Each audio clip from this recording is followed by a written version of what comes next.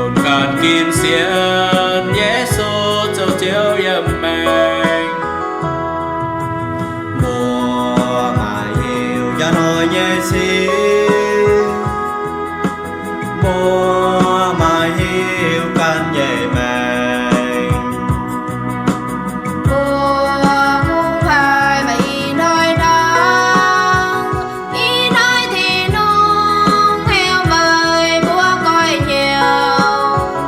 ý nói thì nồng hiểu mời quang danh trời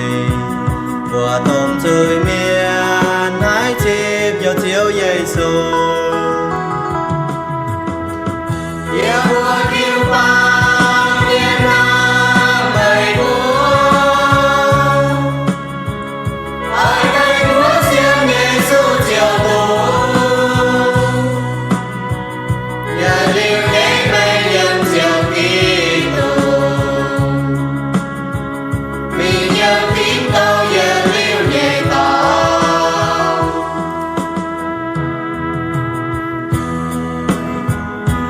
xiên Yesu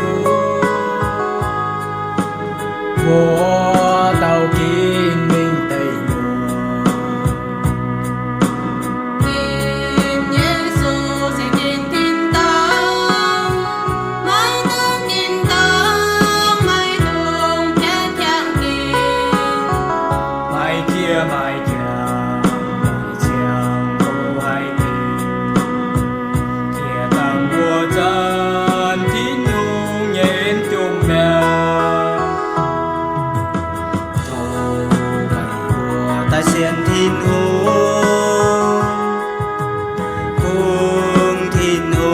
năm hơi mùa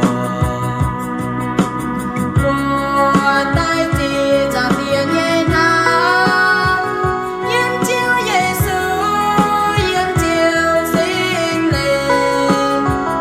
in hai liều nhẹ thảo yếp chân chui